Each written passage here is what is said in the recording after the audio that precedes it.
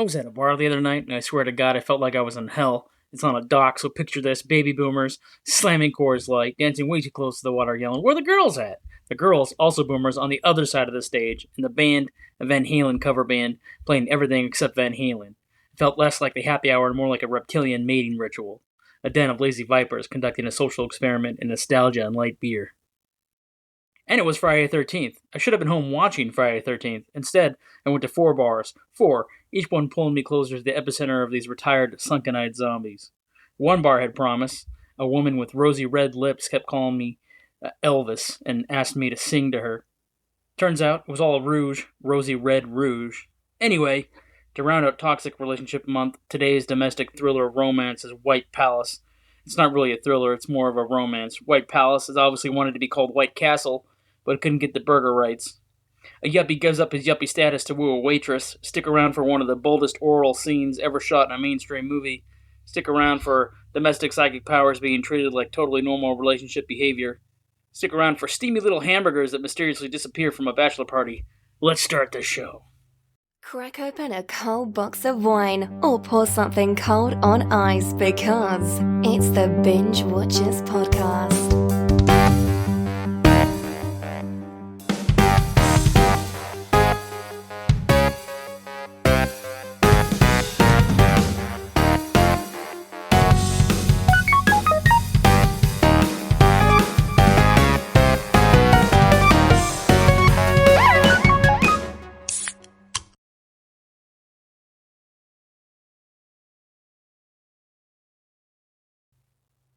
Home video headlines: what's new in the world of streaming, movies, or otherwise?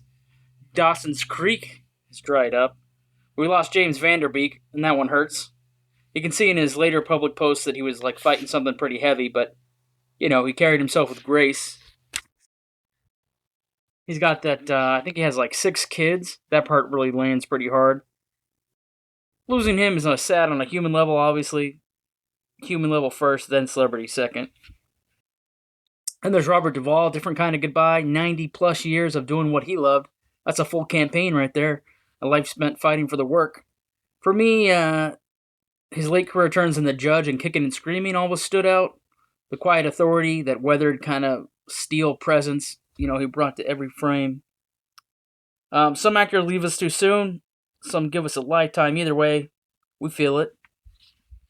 Switching gears here, Wuthering Heights. Wuthering Heights? Is that what it's called? I don't know. Is that a book? I don't know. I feel like they've done Wuthering Heights before. It just stormed the global box office with $83 million. It's almost $100 million. And suddenly romance isn't dead. It's windswept and howling on a cliff's edge somewhere. I mean, if they want to cross that $100 million, here's the trick. You lean into this raw, untamed, slightly voyeuristic energy that makes people feel like they're watching something that they shouldn't. That infamous on the rock scene, huh? It's less about shock and more about tapping into that forbidden longing, romantic chaos. But here's the bigger story. If Hollywood wants to see that sweeping, messy, obsessive romance these romance movies can hit $100 million worldwide, we might get fewer capes and more court sets, you know what I'm saying? Fewer origin stories, more yearning across the moors kind of thing. Because when passion sells, studios notice. And if romance is profitable again, prepare for a flood of toxic love stories, tragic stares, and wind machines working overtime. Movie of the week. White Palace is about Max Barron, played by James Spader, a young advertising exec grieving his wife, drifting through upscale dinner parties and empty ambition. Then he meets Nora Baker, played by Susan Sarandon. She's a 40-something diner waitress who lives loud, drinks hard, and refuses to apologize for either. The chemistry? Instant. Smoldering. The problem? Class, age, optics of what it looks like, right? Those are the obstacles of what the optics are. He can't keep her a secret from his country club friends forever. Here's a fun twist. Robert Downey Jr. actually screen tested for Max opposite Sheridan. Or Sarandon. Sheridan. Susan Sarandon. Not Sheridan. Alright. Imagine that alternate universe. I don't think Robert Downey Jr. fits this movie at all, so I'm glad he didn't get the part. Alright. The title was originally supposed to be White Castle, directly referencing the real St. Louis burger chain, even name-checking a specific location at S. Grand and Gravis. S. Grand and Gravy? I don't know how to pronounce this, the second name of the intersection. Anyways, there was a location at S. Grand. Alright, But the corporation didn't license the name, no trademark approval, no restaurant access, so White Palace was born instead of White Castle. The diner used in the movie tried to rebrand itself after the release, but the studio shut it down too. It still exists today, just under a different name. I think it's called White Knight, because they wanted to tie in with White Palace, but they're like, no, you can't reference our movie, just like we couldn't reference the real White Castle. Whatever. The film was set in Dogtown. That's a real traditionally Irish section of St. Louis. It's like the Clayton-Tamm neighborhood, which grounds the whole story in a working-class texture. This isn't Manhattan fantasy romance. It's neon signs and chipped coffee mugs. Now, how about that infamous intimate scene? Sarandon later admitted she was nervous, not because of scandal, but because scenes like that have to mean something.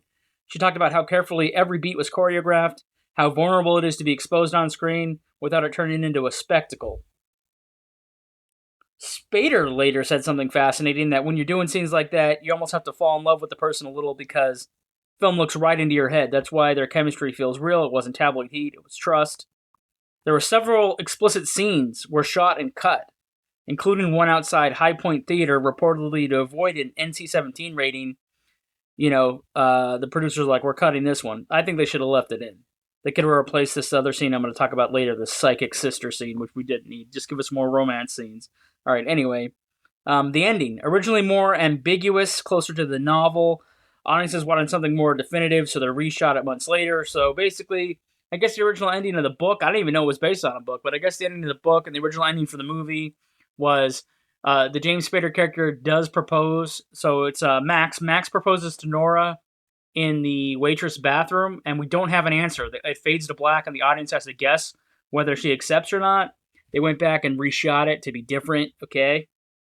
All right? To be conclusive, which I think, I don't like the... I guess I don't like the... I've seen this movie enough times to think, would I want the ending to be ambiguous? Not really, because the whole time you wonder, will they, won't they? And you definitely need an answer by the end. All right. White Palace, it isn't just about sex. It's about power, shame, class anxiety, and who we're allowed to love in public, and that's why it still hits.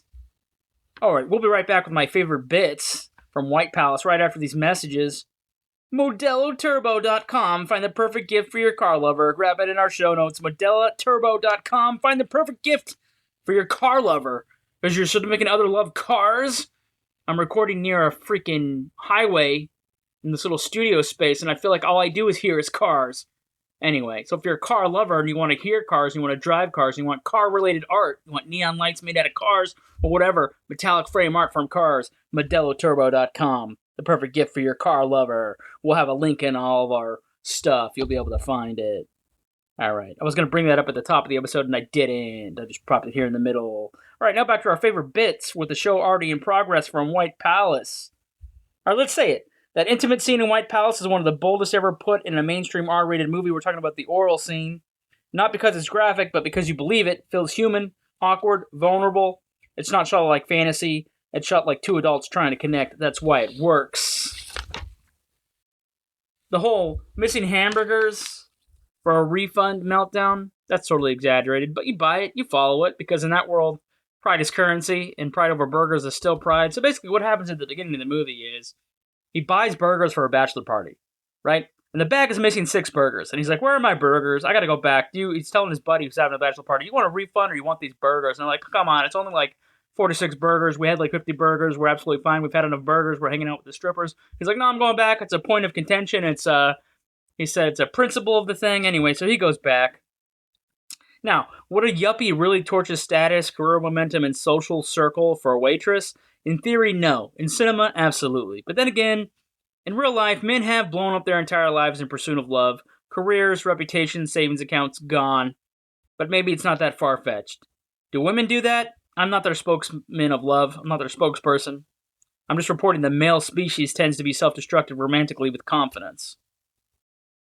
I mean, this might be my James Spader performance that I love the best. This might be my favorite. He's restrained, vulnerable. You can see the gears turning behind his eyes. He plays longing like it's a disease. Now, the psychic older sister subplot, that's where the movie loses me. This is not a supernatural film. It's about class tension, grief, lust, shame. Suddenly introducing psychic visions feels like it wandered in from another script. I would have taken a more intimate scene over the psychic reading. Just kidding, mostly. Honestly, the dinner scene where she watches him publicly declare his love for her little sister, that's enough. That's the real magic. No need for theatrical fortune teller energy. The emotional risk at the table makes more sense than a crystal ball moment ever could. And that's why the movie still works. Yeah, so Nora has an older sister that shows up. She's kind of flaky white trash herself, but she's supposed to be a professional psychic. She's like a vagabond, right? She's got that bohemian lifestyle. Okay, I can appreciate the bohemian angle. I can't appreciate the fact that they tried to show that in that her psychic reading was accurate. She's like, oh, your wife is dead. Oh my God, you're also in love with my sister. Okay, we know he's in love with the sister. Okay, we don't need a psychic reading to know the wife's dead. We've already talked about the dead wife like 6 or 7 times in the movie. All right, whatever, man. Ratings: binge now, binge later, binge never. Watch it now. Put it on the list, but get around to it. You're going to rush out and see it, or you might as well be licking paint off a wall instead of wasting 90 minutes on this movie. Where do we land? Binge now, binge later, binge never. Binge now. Not ironically, not so bad as good, just binge now. I've always loved this movie. It's simple. It's a messy slice of class struggle and adult love. No capes, no explosions, just ego, grief, sex, pride, and hamburgers. It's about desire colliding with status, about whether love can survive being seen in public, about whether you're brave enough to choose the person over the perception. It's not perfect, it's not subtle, but it's honest. Add it to the playlist and hit it sooner rather than later. This one's worth your time. Fan service. If the fans are chiming in this week, what are they saying? Fan service this week comes from a commenter on the YouTube Clips channel. I had already mentioned the most best movies stopped around 2013 as an art form, with a few exceptions. And then the Don Daffy 1304 chimed in and said, movies after the year 2010 have been pretty bad. There's been some gems, but on the most part, they dog shit these days. I love the old movies. Well, thanks for telling us, the Don Daffy 1304, about your opinion about movies falling off the edge after 2010. Staff picks. I'm going to recommend something besides the movie of the week. What do I got for you? I didn't actually really have a strong staff pick this week. I've been traveling. I've been on airplanes. I've been on these long Uber rides out of Vegas. Nothing's really sticking. I did rewatch 10 Things I Hate About You on the plane. And whoa, there's a scene where Julie Stiles, she's the lead, distracts the teacher to help her boyfriend, right, who's like Heath Ledger, trying to get him out of detention. She flashes the teacher. And I had this new thought. I was like, oh, no way that plays the same today. In the late 90s, it might have been just like a joke and a chaotic teen comedy like this, a quick gag, a big reaction, move on. Today, different conversations entirely. Like in real life, that'll spiral out of control pretty fast. Disciplinary action, parents called, maybe worse. The cultural lens has definitely shifted. What would have been tossed off as teen humor now reads like way more complicated. But it's how certain jokes age, right? Some gets funnier, some just get weird, some get historically preserved, some become criminal. Still, I love this movie, but that moment definitely will hit different. I watched this movie because I thought it was a safe movie to watch on a plane with strangers, so they're not being judgmental of what I'm watching, or they chime in when they see like an R-rated sex scene on a plane or something unrated or something awful in a horror movie. I thought I was going to watch a horror movie, but then I thought, oh, what if they don't like blood and guts next to me in the middle aisle, and is this going to be a big thing? Because the couple was watching the Olympics. They were pissed off when the American figure skaters didn't win, and they were really wound up tight. So I was like, oh, they're not going to handle Texas Chainsaw Massacre or something, or My Bloody Valentine on the freaking airplane screen. They're going to really complain or freak out and think I'm a psychopath or something, right? So I'm like, oh, 10 Things I Hate About You. Everybody loves this movie. Then you get to the flashing scene, and I'm like, oh, shit. I didn't think this was a raunchy comedy, but apparently it had some raunchy moments. All right, and then there's another thing where they draw a dick pic on a guy's face, and I was like, oh, I forgot about the dick pic joke, so I'm sure maybe middle row got offended, Anyway. All right, man. But I still love the movie. You know what? We did rush through this one. I'm sorry. I'm out of practice. I'll try to slow down next week. Hopefully you had a fun ride. In and out this week, baby. A little bit shorter than usual, but that's fine. We'll crank it out. We'll put it up there on the blog, whatever. Visit that Modelo Turbo if you're a car fan and you want some car-related art in your house. Check a look at that. But it's closing time for you degenerates. So if you're heading out tonight trying to get lucky at a Baby Boomer dock bar, Godspeed to you. That's advanced level romance. And if you're on a free Tinder account trying to secure a date without paying for the boosts, the super likes, or whatever premium feature they've invented this week, well, that's a modern miracle. Try getting a real date without spending $40 on the app and $80 on drinks. That's the real romantic thriller. Good luck out there. May your burgers be intact and your matches be real. We'll see you on the next episode.